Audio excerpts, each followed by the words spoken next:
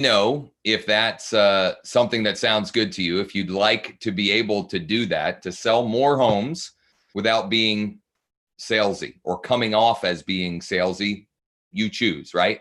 So give me a thumbs up. Let me know in the comments if that would help you, right? So 3 things to share. All right, 3 things to share.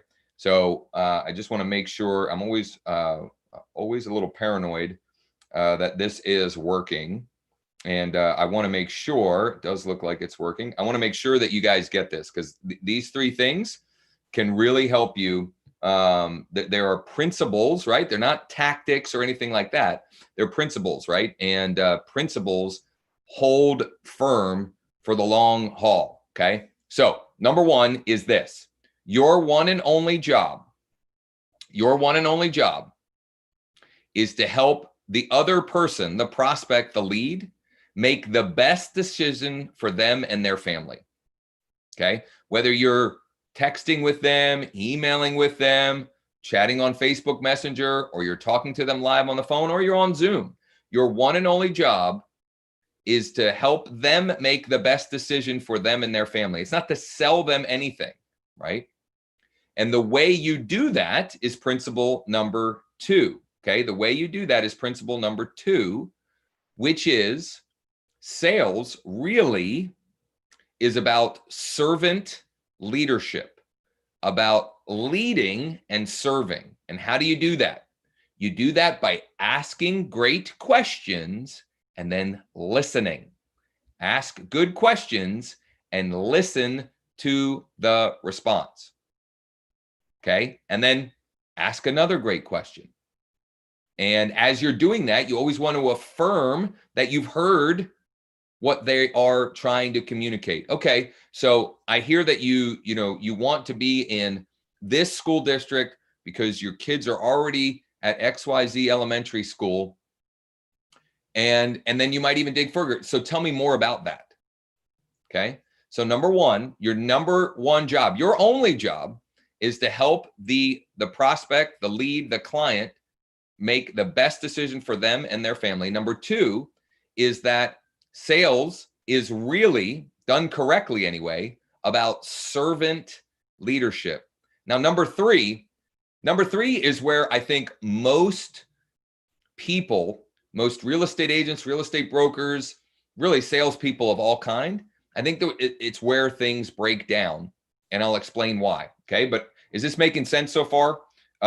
Give me a big thumbs up if this is making sense so far, and you agree with these 2 principles, right? For many of you, these are probably just reminders for you. These are principles that you already were aware of, but sometimes it's good to have a reminder of things like this. And I'm looking down here because I'm just making sure that we're still tracking and we're still good to go in here. So principle number 3 is this: amateurs convince or sell. Professionals sort. Here's what I mean by that.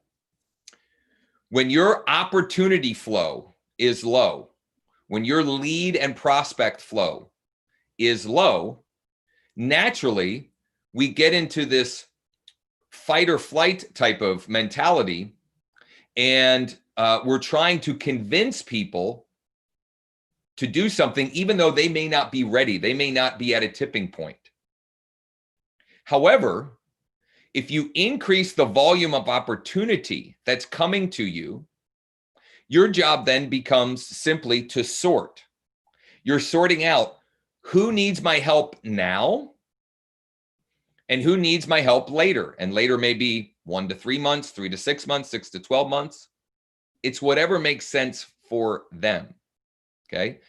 Again, the problem though is, for most people, is they don't have enough opportunity volume. And this is a post that I shared recently as well on the only 3 things that impact your sales, increasing your sales and creating a predictable, scalable business. But if you don't have enough volume of opportunities coming your way, then it's hard to have that mentality.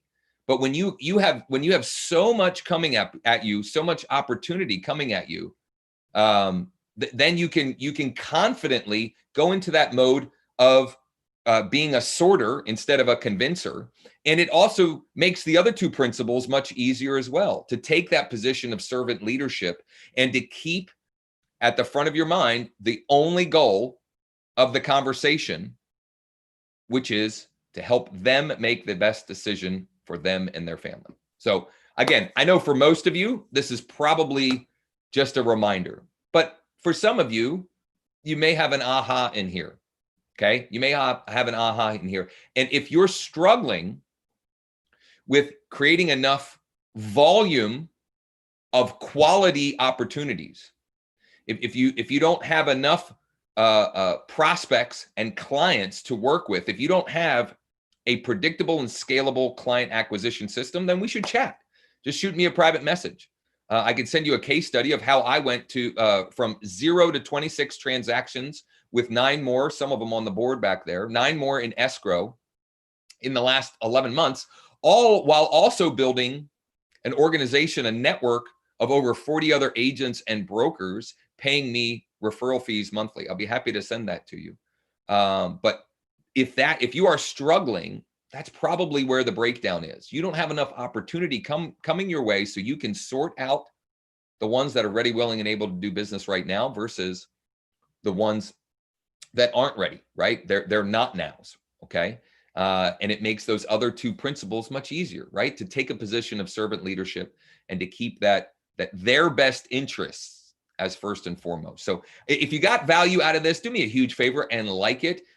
Maybe even share with other people in our industry. If you think they might find it value, comment below. Let me know that you got value. And if you want help increasing the volume of quality opportunities for your business, let's chat, right? It doesn't cost you anything.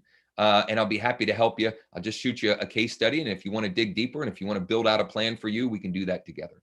So thanks for checking this out. And we'll talk again real soon.